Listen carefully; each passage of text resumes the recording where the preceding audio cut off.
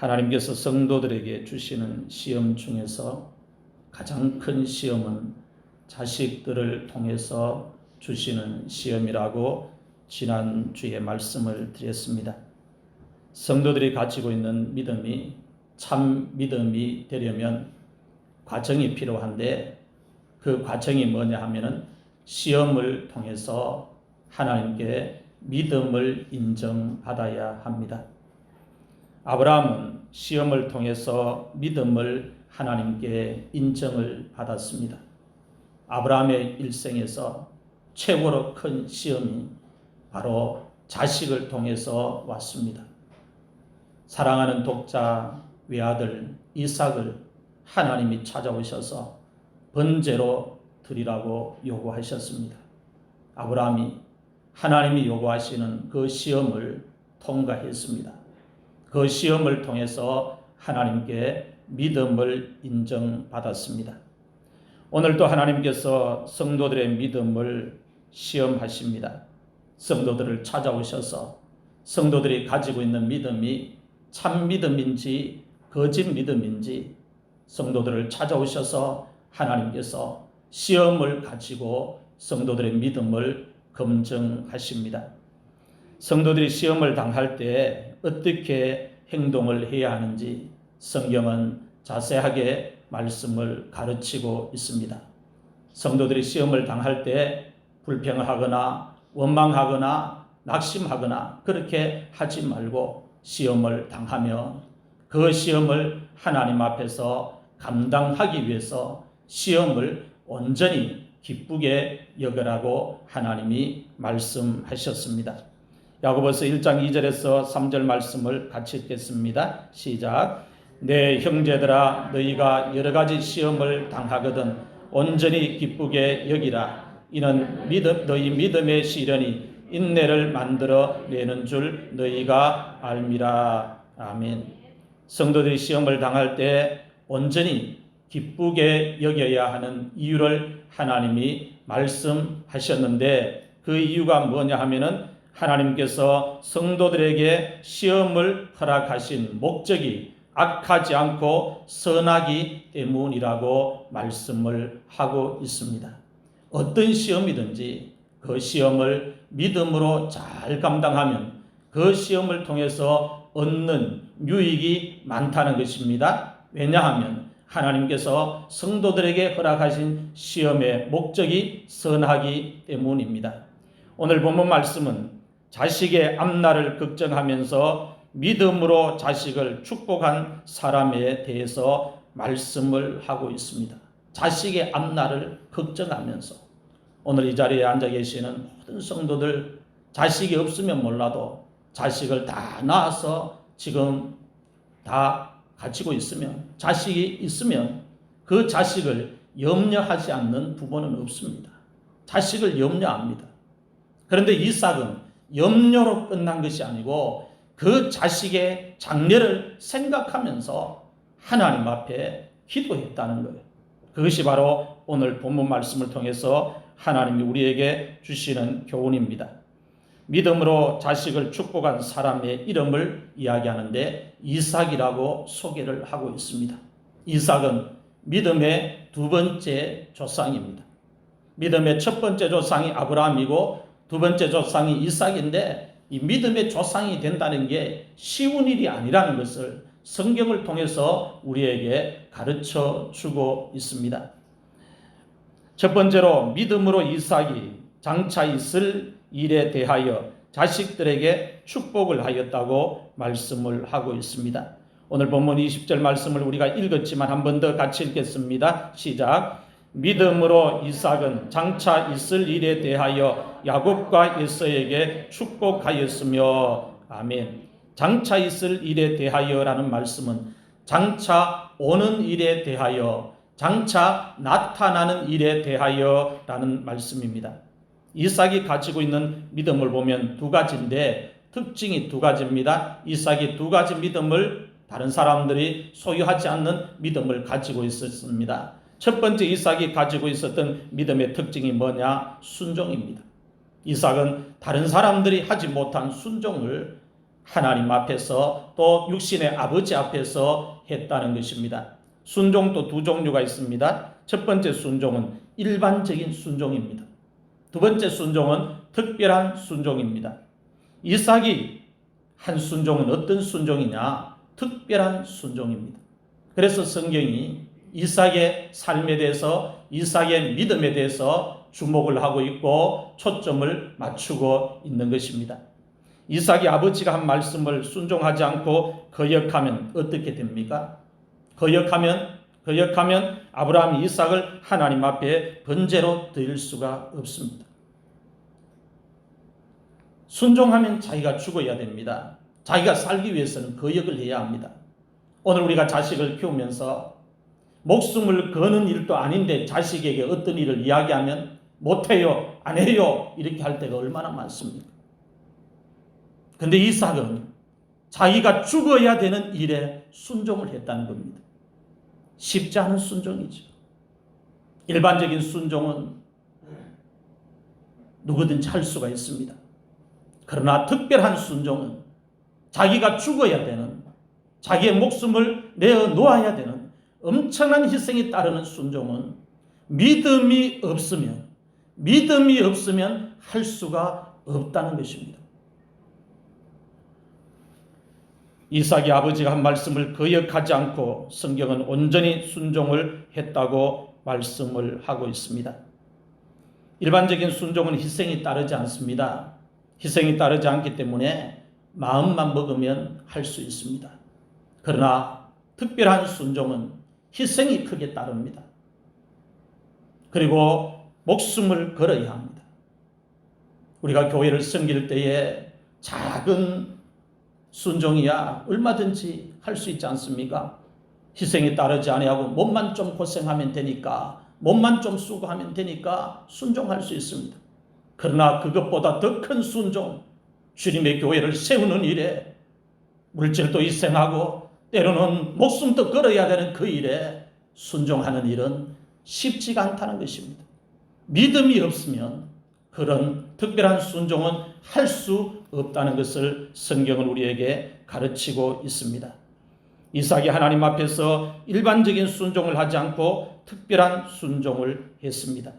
여러분, 진짜 믿음은 이삭처럼 목숨을 걸고 희생을 각오하고 특별하게 하는 순종을 통해서 하나님 앞에 인정을 받을 수가 있습니다. 진짜 순종은 목숨을 걸어야 된다는 말입니다. 그 진짜 순종을 통해서 하나님 앞에서 믿음이 검증됨으로 인하여 그 믿음이 진짜 믿음이 될 수가 있다는 것입니다. 이삭이 가지고 있는 믿음의 두 번째 특징은 기도입니다. 이삭의 삶을 보면 이삭이 문제를 만날 때마다 하나님께 기도한 것을 볼 수가 있습니다. 이삭이 가지고 있는 믿음의 특징이 두 가지라 했습니다. 이 두 가지 믿음의 특징을 오늘 여러분들이 마음속에 소유해서 이 땅에서 하나님을 섬길 때 그 믿음의 특징을 여러분의 것으로 만들면 이삭이 승리했던 것처럼, 이삭이 하나님 앞에 쓰임받았던 것처럼, 이삭이 믿음의 조상이 되었던 것처럼 오늘 여러분들도 똑같이 하나님의 은혜를 입어서 그런 영광을, 그런 은혜를, 그런 쓰임을, 그런 복을 받을 수 있음을 가르쳐 주고 있습니다. 이삭의 삶 속에는 기도가 항상 있습니다. 문제를 만날 때마다 뒷걸음질한 것이 아니고 항상 하나님 앞에 기도했습니다. 이것이 이삭의 삶의 특징입니다. 순종도 잘하고 기도도 잘했으니 하나님이 보셨을 때 얼마나 이삭이 기뻤겠습니까? 오늘 우리가 하나님을 섬길 때 하나님이 보실 때 뭐 하나 기쁨이 될 만한 걸 가지고 있어야 돼요. 개인기가 많지 않아도 괜찮습니다. 많이 배우지 못하고 직업이 좋지 않고 다른 사람들보다 유능하지 못해도 하나님이 보실 때 무엇 하나 영적인 개인기, 기쁨이 될 만한 것을 가지고 있으면 그것으로 인해서 하나님 앞에 붙들림을 받을 수 있다는 겁니다. 다른 사람들보다 순종을 잘하든지, 다른 사람들보다 기도를 잘하든지, 무엇 하나 잘하는 게 있어야 된다는 거예요. 이런 것 없이 믿음 생활 맹숭맹숭하게 미지근하게 하면 20년, 30년, 40년, 50년 믿음 생활을 했는데 이 세상 떠날 땐 남은 게 하나도 없습니다. 믿음의 흔적이 있어야 되는데, 하나님을 섬기는 흔적이 있어야 되는데 아무 흔적이 없습니다. 오늘 여러분들은 문제를 만나면 행동을 어떻게 하십니까?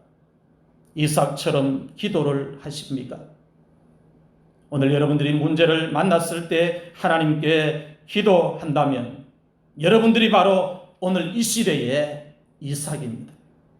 이삭은 성경 안에 갇혀있는 인물이 아니라 이삭처럼 하나님을 섬기는 모든 사람들은 똑같이 영적으로 하나님이 보실 때의 이삭이라는 말씀입니다. 성도들이 문제를 만나면 두 그룹으로 나눠집니다. 첫 번째 그룹은 문제를 만나면 그 문제를 해결하기 위해서 하나님께 기도합니다. 두 번째 그룹은 문제를 만나면 인간적인 방법을 강구합니다. 인간적인 수단과 방법을 다 동원해서 그 문제를 해결하려고 합니다. 기도하지 않습니다. 하나님이 숨통을 조여올 때까지 기도하지 않습니다. 성도들이 교회 안에서 두 그룹이 항상 있다는 겁니다. 큰 문제든지 작은 문제든지 발생하는 순간 하나님 앞에 기도하는 그룹이 있는가 하면 하나님이 문제를 주시고 시험을 가지고 찾아오셔도 인간적인 방법을 가지고 시험을 대처하고 시험을 피해가려고 합니다. 이삭은 문제를 만났을 때 인간적인 방법을 강구하지 않고 하나님께 기도했습니다. 이삭을 보면 문제가 해결될 때까지 기도를 포기하지 않고 계속 기도를 한 것을 볼 수 있습니다. 기도의 무릎이 강한 사람, 하나님 앞에 잘 엎드릴 수 있는 사람, 기도를 오랫동안 인내하면서 포기하지 않고 할 수 있는 사람, 그 사람이 영적으로 강자입니다. 그런 사람과 충돌하면 충돌하는 사람만 손해입니다. 이삭과 충돌해가지고 아비멜렉이나 블레셋 사람이나 판판이 깨어지지 않습니까? 힘을 치고는 아비멜렉이 더 강하고 블레셋 사람이 더 강한데 이삭은 그들과 일일이 대응하지 않고 하나님 앞에 기도합니다. 기도하니까 하나님이 이삭을 확 붙듭니다. 붙으면서 영적인 지형을 바꾸어 버립니다. 아비멜렉이 찾아와서 손들게 만들고 블레셋 사람들이 떠나게 만들고 하나님이 다 교통정리를 해버리는 겁니다. 이삭은 바로 하나님 앞에서 자신의 약함을 알고 자신의 인생을 하나님이 안 도와주면 안 된다는 걸 알고 항상 기도하고 항상 엎드렸다는 겁니다. 이것이 이삭의 승리의 비결입니다.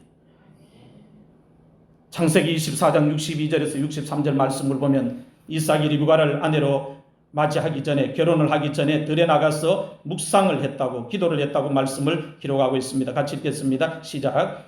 그때에 이삭이 부엘라 헤로이에 왔으니 그가 네게부 지역에 거주하였습니다. 이삭이 저물 때에 들에 나가 묵상하다가 눈을 들어 보매 낙타들이 오는지라. 아멘. 이삭이 본 낙타들은 아브라함의 종이 아브라함의 고향에 가서 며느리를 택해서 이삭의 아내를 택해서 집으로 돌아오고 있는 모습을 본 것입니다. 이 모습을 언제 봤느냐? 이삭이 저녁에 해질 무렵에 들에 나가서 기도하다가 봤다는 거예요. 묵상을 하다가 봤다는 겁니다. 묵상을 했다는 말은 기도했다는 말입니다. 창세기 25장 20절 말씀을 보면 이삭이 40세에 결혼을 했다고 말씀을 하고 있습니다. 같이 읽겠습니다. 시작.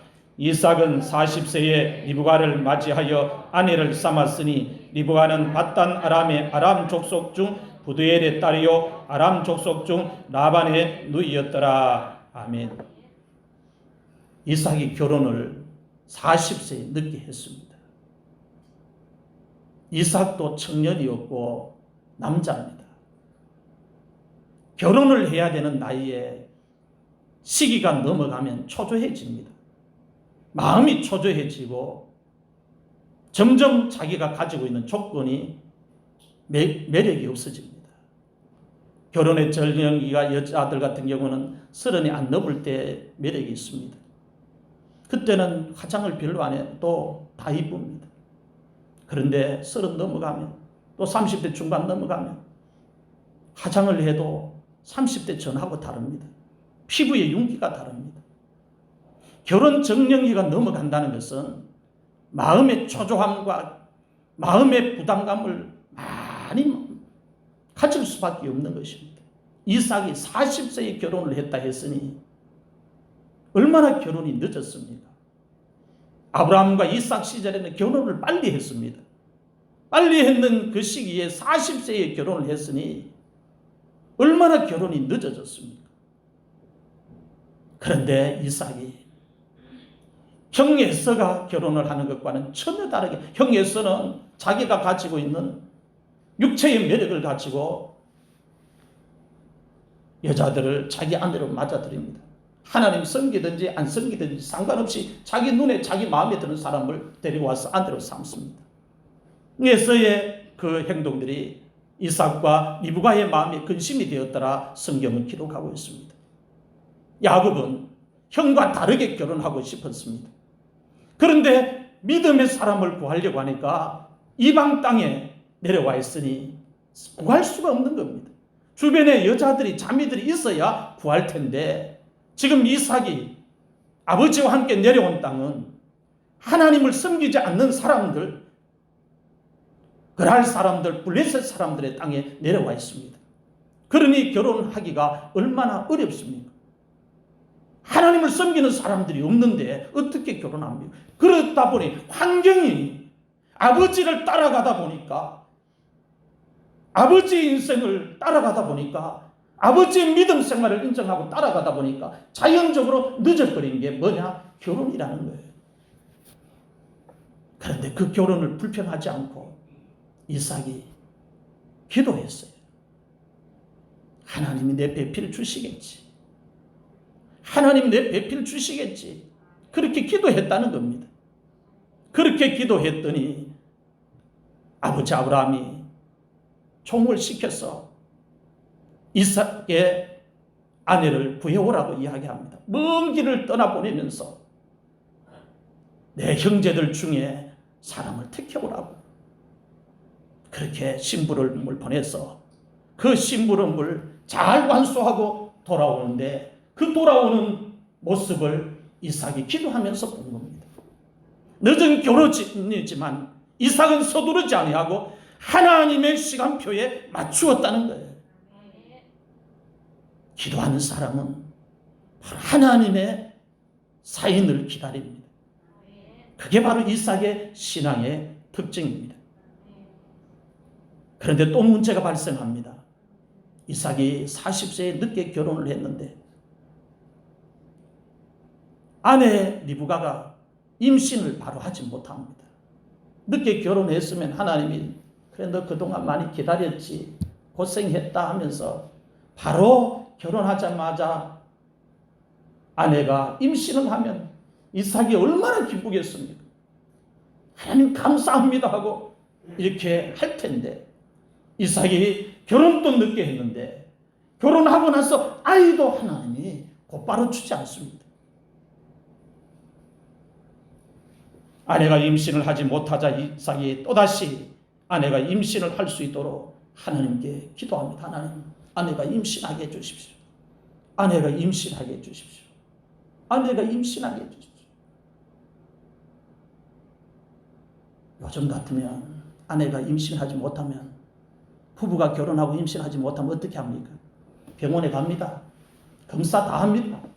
누가 문제 있는지 검사 다 합니다. 인간적인 방법 다 찾습니다. 그럼 이삭 시절에는 그런 방법이 없었을까요? 지금처럼 발전한 시대는 아니어도 그 시대로 임신을 확인하고 또 임신을 할 수 있도록 하는 주술적인 방법이 많았습니다. 그런데 이삭은 그렇게 하지 않았습니다. 인간적인 방법을 찾지 아니하고 하나님 앞에 기도했다는 거예요. 물론 병원 가서 검사하는 것도 좋습니다.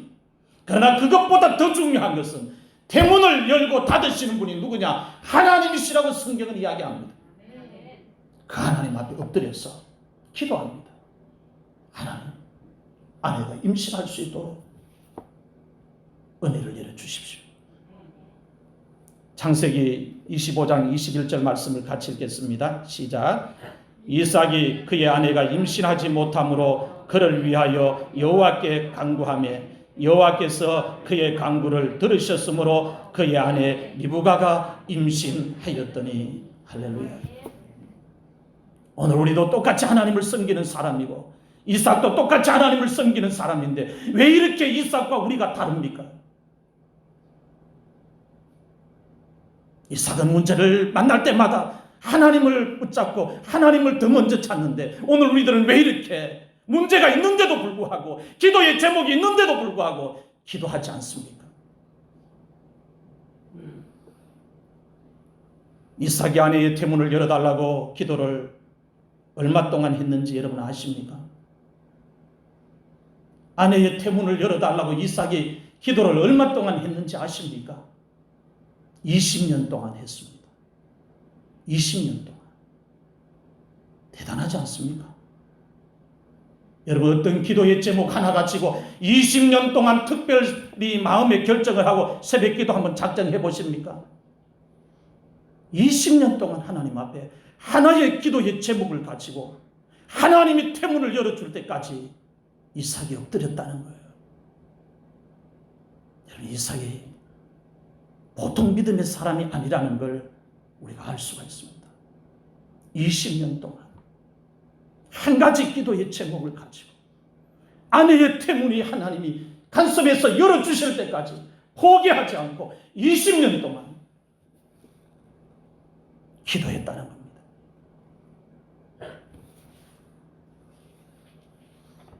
여러분 20년 동안 포기하지 않고 같은 문제를 가지고 하나님께 계속 기도를 해보신 적이 있습니까?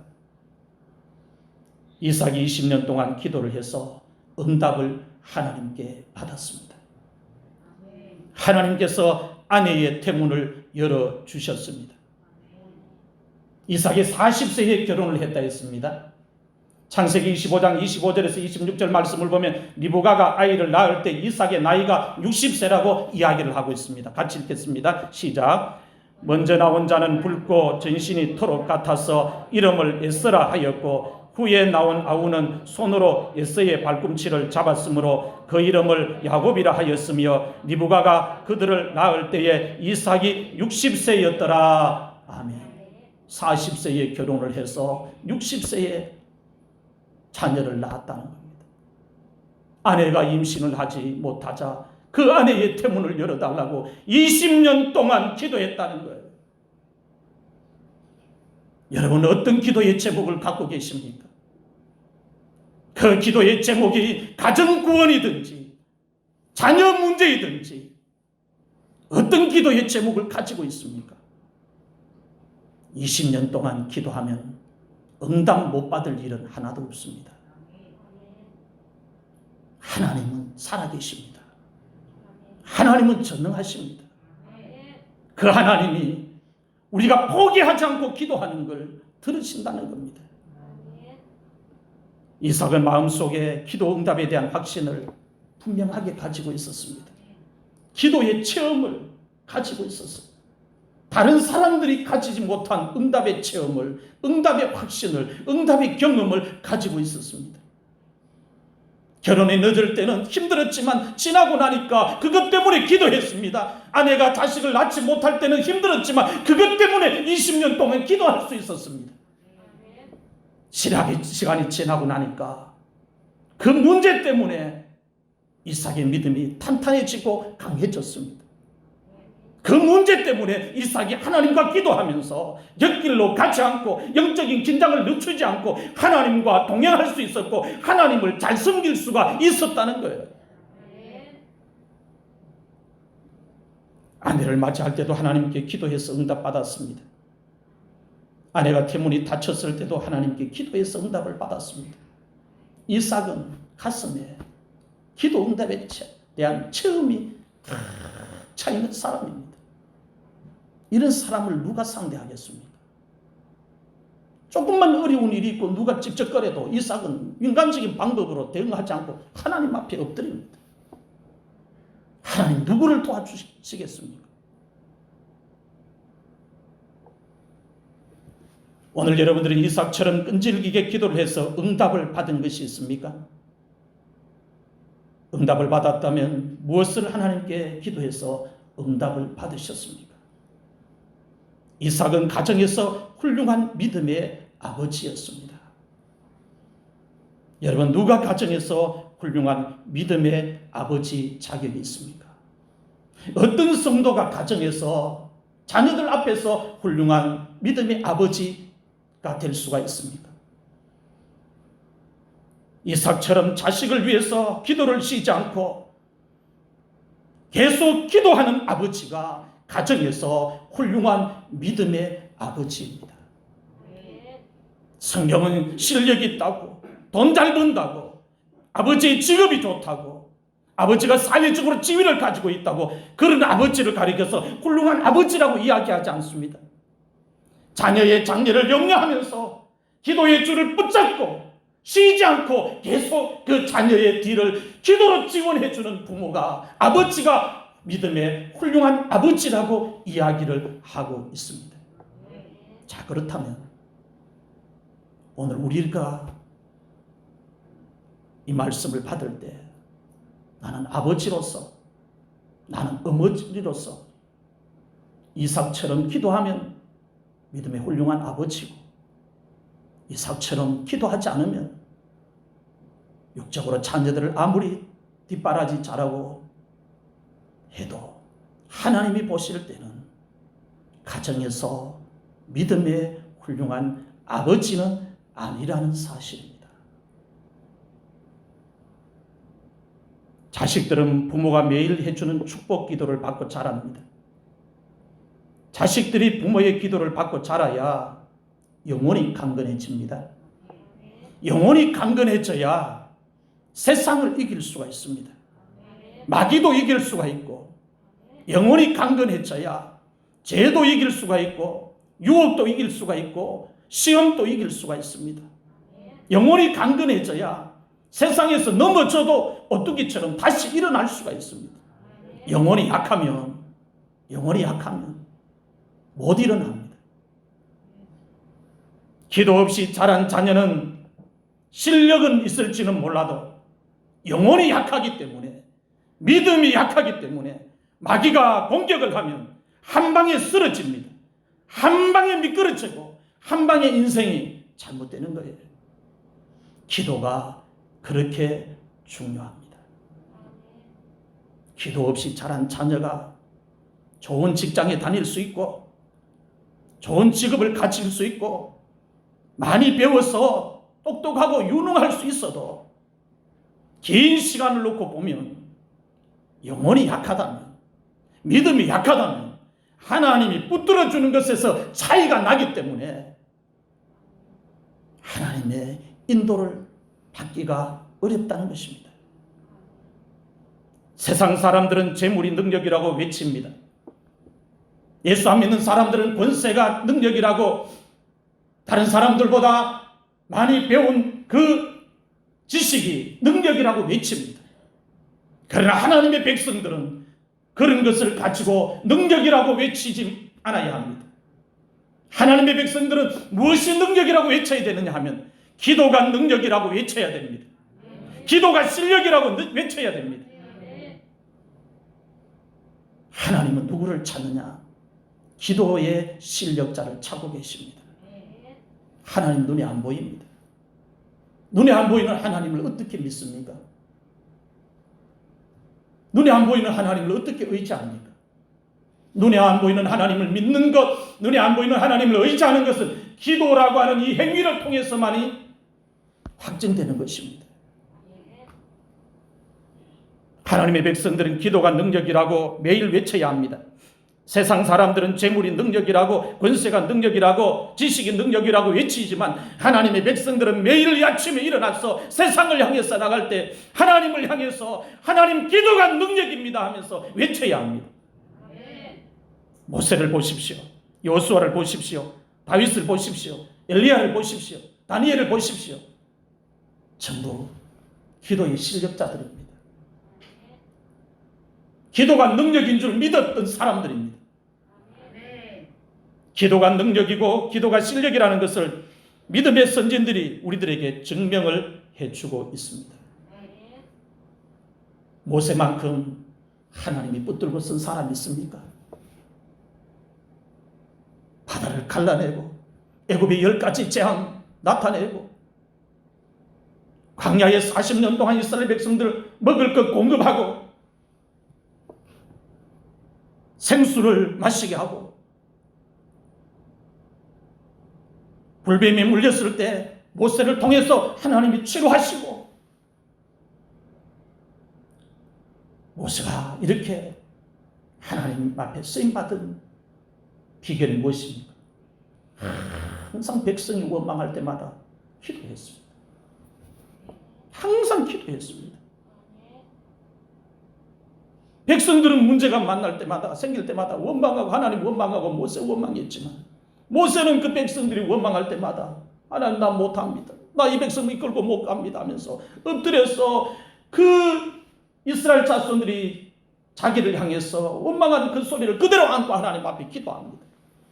하나님이 모세의 기도 들고 또 도와주고 또 도와주고 또 도와주고 그 도움이 쌓이고 쌓여서 40년이 된 것입니다. 여호수아도 마찬가지입니다. 모세 떠나고 이스라엘의 지도자가 되었지만 이스라엘 백성들이 이끌고 가니까 막막합니다. 여리고성도 함락해야 되고 가나안 족속들도 물리쳐야 되니까 두렵습니다. 그 두려움을 안고 여호수아가 기도합니다. 기도하니 하나님의 군대 장관이 나타나서 마음을 강하게 하고 담대해라. 내가 모세와 함께 있었던 것 같이 너와 함께 할 것이다 하면서 하나님 역사해 줍니다. 이렇게 하나님이 찾아오셔서 말씀하시고는 가나안 땅에 들어가서 전쟁을 할 때에 여호수아가 기도하니까 하나님이 해를 멈추는 응답도 해주셨어요. 이게 기도의 능력입니다. 기도보다 더 강한 무기는 세상에 없습니다. 기도보다 더 위대한 행동은 세상에 없습니다. 이삭은 아버지 아브라함처럼 강하지 못했습니다. 아브라함은 강했습니다. 이삭보다 몇 배나 더 강했습니다. 소돔왕에 있는 다섯 왕을 네 왕이 물리쳤습니다. 아브라함이 조카로서를 구하기 위해서 이 네 왕을 다섯 왕을 이긴 네 왕을 상대해서 싸워서 물리치고 이길 만큼 아브라함은 배짱도 있었고 강했습니다. 반면에 이삭은 아버지가 판 우물도 블레셋 사람들에게 빼앗기고 자기가 판 우물도 그랄 사람들에게 빼앗겼습니다. 약했습니다. 여러분 이삭 시대에 남자가 약하면 자기 밥그릇 못 챙겨 먹습니다.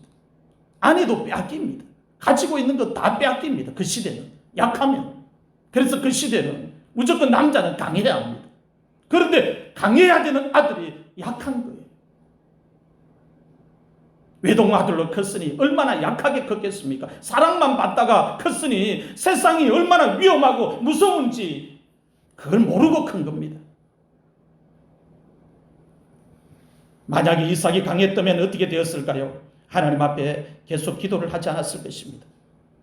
이삭이 약했기 때문에 이삭이 자기 힘으로 자기 능력으로 자기의 생명을 지킬 수 없고 가정을 지킬 수 없고 가족들을 지킬 수 없고 우물들을 지킬 수 없고 양떼들을 지킬 수 없었기 때문에 어쩔 수 없이 하나님 앞에 기도한 것입니다.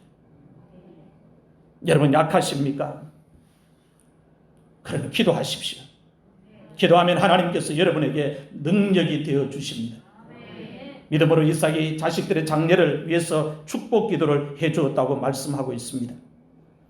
여러분 부모가 자식들에게 물려줄 수 있는 유산 가운데 최고의 큰 유산은 뭐냐? 기도의 유산입니다. 땅 몇 평, 논 몇 마치기, 가지고 있는 재산, 재물 물려주는 게 그게 유산이 아니라는 거예요. 그런 거 물려주면 자식들이 게을러집니다. 나태해집니다. 영적인 유산을 물려줄 때에 자식들이 실패하지 않습니다. 자식들이 부모로부터 기도의 DNA를 물려받아야 기도의 유산을 물려받아야 어려움 당할 때 똑같이 부모가 했던 것처럼 낙심하지 않고 포기하지 않고 하나님 앞에 나와서 기도를 한다는 겁니다. 오늘 여러분들은 부모로부터 무엇을 물려받았습니까? 기도의 유산을 물려받았습니까?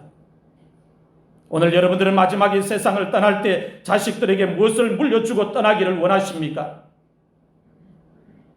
이삭처럼 기도의 유산을 자식들에게 물려주고 이삭처럼 자식들을 위해서 축복 기도를 많이 해주고 세상을 떠나려고 계획을 세우고 마지막 신앙생활을 할 수 있어야 합니다. 부모가 자식들을 위해서 축복 기도를 많이 해주고 세상을 떠나면 하나님께서 남아있는 자식들의 인생을 책임져 주십니다. 이것은 하나님의 약속입니다. 의인의 자손은 걸식함이 없다 했습니다.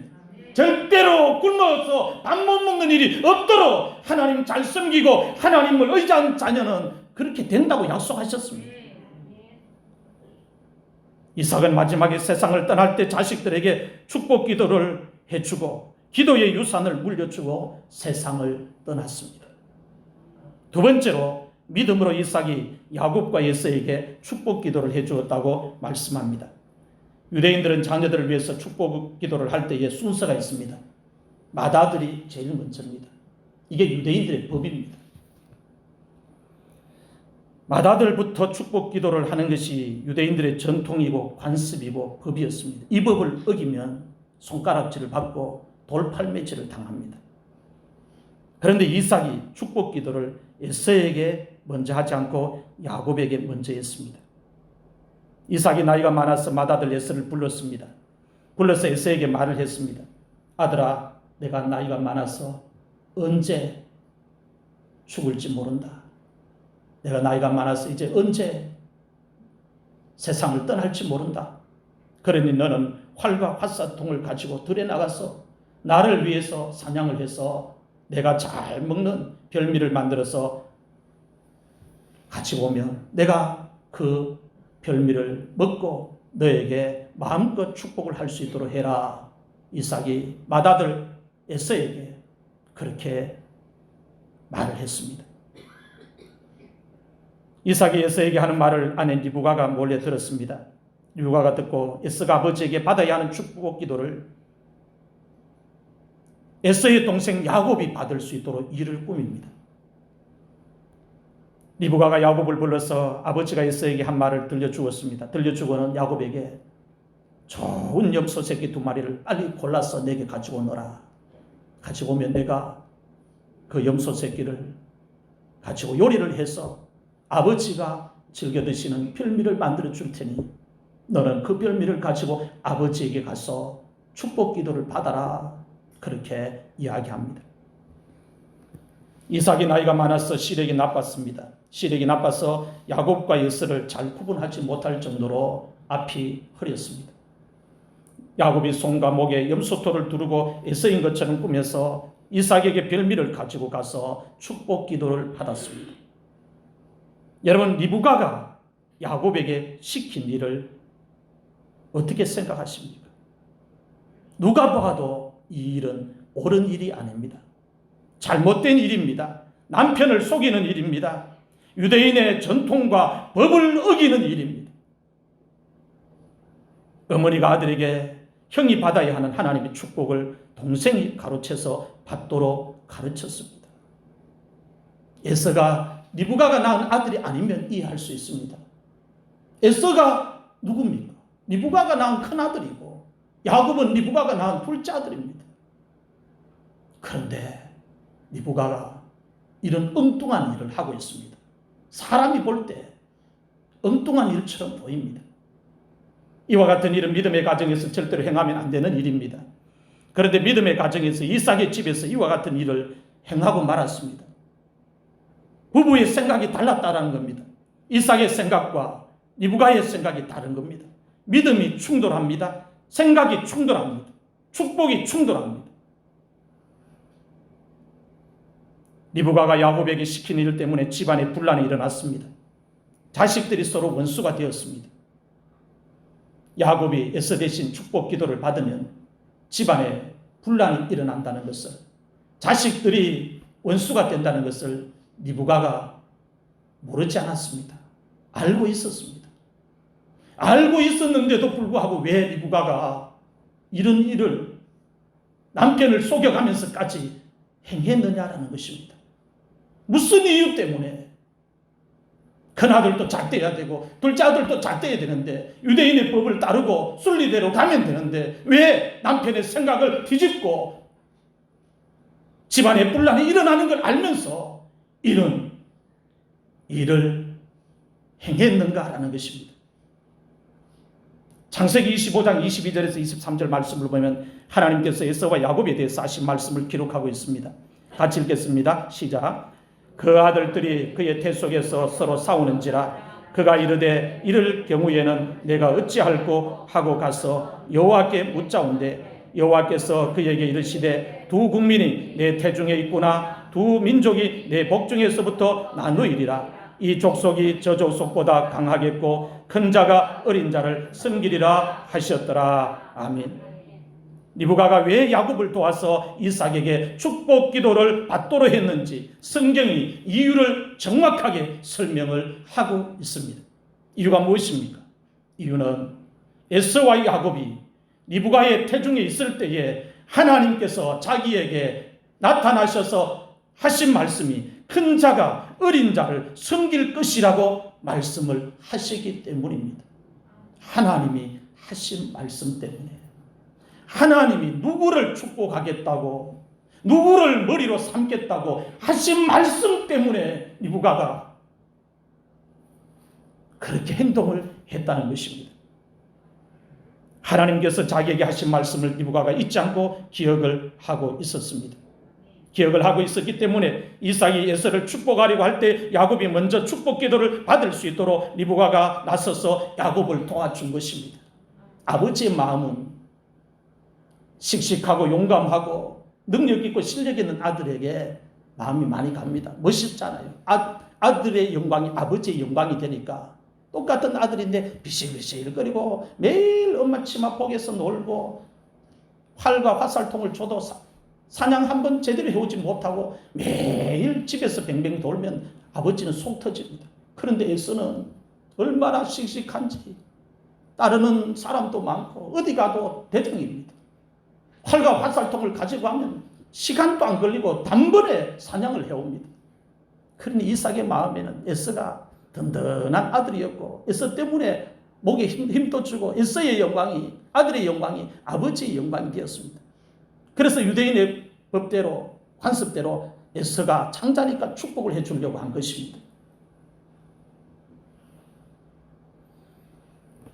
이삭이 야곱에게 축복 기도를 해주고 나서 자기가 축복 기도를 잘못했다는 것을 뒤늦게 알았습니다. 이삭이 축복 기도를 잘못했다는 것을 알았지만 야곱에게 한 축복 기도를 다시 되돌리지 않았습니다. 이삭은 기도의 비밀을 아는 사람이었습니다. 다시 되돌리지 않은 이유는 하나님께서 아내 리브가를 통해서 축복 기도를 에서에게 하지 않고 야곱에게 하도록 허락을 하시고 간섭을 하셨다는 것을 깨달았기 때문입니다. 창세기 27장 28절에서 29절 말씀을 보면 이삭이 야곱을 축복한 기도의 내용을 기록하고 있습니다. 같이 읽겠습니다. 시작. 하나님은 하늘의 이슬과 땅의 기름짐이며 풍성한 곡식과 포도주를 내게 주시기를 원하노라. 만민이 너를 섬기고 열국이 내게 굴복하리니 내가 형제들의 주가 되고 내 어머니의 아들들이 내게 굴복하며 너를 저주하는 자를 저주를 받고 너를 축복하는 자는 복을 받기를 원하노라. 아멘. 창세기 27장 28절 29절 말씀을 세번역 성경은 이렇게 번역합니다. 하나님은 하늘에서 이슬을 내려주시고 땅을 기름지게 하시고 곡식과 새 포도주가 너에게 넉넉하게 하실 것이다. 여러 민족이 너를 섬기고 백성들이 너에게 무릎을 꿇을 것이다. 너는 너의 친척들을 다스리고 너의 어머니의 자손들이 너에게 무릎을 꿇을 것이다. 너를 저주하는 사람마다 저주를 받고 너를 축복하는 사람마다 복을 받을 것이다. 야곱이 받은 축복의 내용입니다. 창세기 27장 33절 말씀을 보면 이삭이 야곱에게 한 축복 기도를 다시 되돌리지 않고 인정을 하고 있습니다. 같이 읽겠습니다. 시작. 이삭이 심히 크게 떨며 이르되 그러면 사냥한 고기를 내게 가져온 자가 누구냐? 내가 오기 전에 내가 다 먹고 그를 위하여 축복하였은즉 그가 반드시 복을 받을 것이니라. 아멘. 이삭이 심히 크게 떨며 이르렀다라는 말씀은 이삭이 크게 충격을 받고 나서 몸을 부들부들 떨면서 말을 더듬거렸다는 겁니다. 자기가 축복 기도를 잘못했다는 것을 에서가 별미를 만들어 오는 걸 보고 안 겁니다. 그래 몸이 부들부들 떨리는 거죠. 축복 기도를 잘못해버렸으니까. 이삭이 축복 기도를 해주려고 했던 아들은 야곱이 아니고 맏아들 에서였습니다. 그런데 이삭이 아들이 별미를 만들어 온 것을 먹고 축복 기도를 해준 사람이 에서가 아니고 야곱이었습니다. 맏아들 에서에게 축복 기도를 해주어야 하는데 눈이 어두워서 아들을 잘 구분하지 못하고 야곱이 에서인 줄 알고 축복 기도를 해준 것입니다. 이삭이 야곱에게 축복 기도를 해주고 나서 에서가 별미를 만들어서 가지고 이삭에게 왔습니다. 아버지, 별미를 가지고 왔습니다. 이 별미를 드시고 나에게 축복 기도를 해주십시오. 이삭이 에서의 목소리를 듣고 충격을 받습니다. 아들아, 내가 벌써 별미를 먹고 축복 기도를 해줘버렸다? 그가 누굽니까? 야곱이다. 네 동생이다. 이삭의 말입니다. 충격을 받고 나서 몸을 부들부들 떨면서 말을 더듬거렸지만은 이삭은 영적으로는 마음의 중심을 잡습니다. 축복 기도를 자기가 잘못했다는 것을 알았지만은 이 축복 기도를 다시 되돌리지 않고 하나님 앞에서 이 축복 기도를 인정합니다. 야곱이 축복을 받도록 인정을 해버립니다. 이 일을 하나님이 간섭하셨다고 그는 인정합니다. 하나님께서는 기도하는 사람이 하는 실수까지도 버리지 않으시고 선하게 사용을 하십니다. 내가 야곱을 위하여 축복하였은즉 야곱이 반드시 복을 받을 것이다. 맏아들에게 축복하고 싶었지만 에서에게 이 축복을 하지 못하고 야곱에게 축복했습니다. 이걸 다시 되돌려서 하지 않고 그 축복을 인정합니다. 분명히 이삭의 실수입니다. 그런데 하나님은 기도하는 사람의 실수까지도 버리지 아니하시고 섭리하시면서 선하게 사용하시는 것을 볼 수가 있습니다. 리브가가 두 아들을 키우면서 에서보다 야곱에게 마음을 더 두었습니다. 마음을 더 둔 이유는 하나님께서 아이가 태중에 있을 때에 큰 자가 어린 자를 섬길 것이라고 말씀을 하셨기 때문입니다. 리브가의 머릿속에는 하나님이 하신 말씀이 계속 남아있습니다. 하나님께서 리브가가 한 행동을 모두 지켜보셨습니다. 축복 순서를 바꾸어버리는 이 행동을 하나님이 다 지켜보셨습니다. 그러면 하나님께서 리브가가 한 행동을 가로막으셔야 옳지 않습니까? 다 지켜보시면서 왜 가로막지 않고 그대로 리브가가 생각한 일들을 진행할 수 있도록 행동에 옮길 수 있도록 내버려 두십니까? 하나님께서 리브가가 하는 일을 가로막지 않고 그대로 내버려 두신 이유는 한 가지입니다. 리브가가 한 모든 일이 하나님의 뜻을 이루는데 적극적으로 동참을 하는 일이었기 때문입니다. 자기 한 사람 잘 먹고 잘 살기 위해서 일을 꾸미는 게 아니고 하나님이 자기에게 주신 약속을, 말씀을 이루기 위해서 그 일을 감행했다는 겁니다. 그래서 하나님이 리브가의 행동을 가로막지 않고 허락을 하고 허용을 하면서 그 일로 인하여서 하나님의 뜻이, 목적이 이루어지도록 한 것입니다. 인간적인 관점에서 보면 리브가가 한 일은 사람을 속이는 일이고 나쁜 일입니다. 그러나 하나님의 관점에서 보면 리브가가 한 일은 사람을 속이는 일이 아니고 하나님의 뜻을 이루는데 적극적으로 동참한 일이라는 것입니다. 그래서 하나님께서 리브가가 한 일을 가로막지 않고 그대로 내버려 두신 것입니다. 사랑하는 성도 여러분, 오늘 여러분들은 자식들을 위해서 기도를 어떻게 하고 있습니까? 성도들이 기도를 쉬지 않고 기도를 계속해야 하는 이유를 오늘 우리는 이삭의 믿음 생활을 통해서 배웠습니다. 일평생 기도하면서 인생을 산 사람이 이삭입니다. 기도하면서 살다가 실수도 했습니다. 그런데 그 실수가 이삭의 인생을 잘못 엮어가지 않았습니다. 왜냐하면 하나님은 기도하는 사람이 범한 실수까지도 버리지 않고 하나님의 선한 뜻을 이루는데 조각으로 사용하시기 때문입니다. 우리가 기도하기만 하면, 우리가 몰라서 무지해서 잘못 생각해서 실수한다 할지라도 하나님은 얼마든지 전능하시기 때문에 우리의 실수까지도 선한 도구로 사용하실 수 있는 분이시라는 것입니다. 성도들이 기도를 시작하고 기도를 계속하면 하나님께서 성도들에게 은혜를 베푸셔서 하나님의 뜻을 이루도록 하십니다. 오늘 여러분들은 자식들을 위해서 기도 생활을 어떻게 하고 있습니까?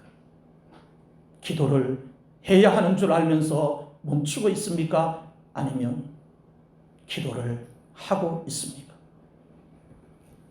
사람이 짓는 농사 중에서 가장 짓기 어려운 농사가 자식 농사입니다. 자식 농사는 하나님의 은혜가 절대적으로 필요합니다. 하나님의 은혜 없이는 자식 농사는 꽝입니다.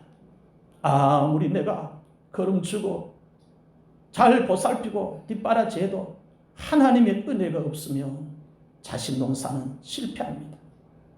자식 농사를 짓는데 가장 중요한 걸음이 뭐냐? 기도입니다.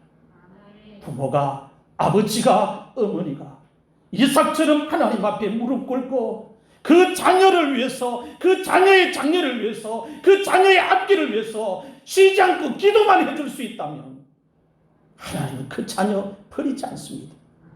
반드시 은혜를 베풀어 주시고, 반드시 결혼의 문도 열어주시고, 반드시 태문도 열어주시고, 반드시 대적들도 꺾어주시고, 반드시 하나님이 주시는 복을 받도록 해주신다는 것입니다. 오늘 여러분들 모두 이삭처럼 자식의 장래를 육적으로만 걱정하고 염려하지 말고 믿음으로 하나님 앞에 나와 기도하면서 그 자식들에게 축복 기도를 많이 해주는 믿음의 훌륭한 부모가 다 될 수 있기를 주의 이름으로 축원합니다.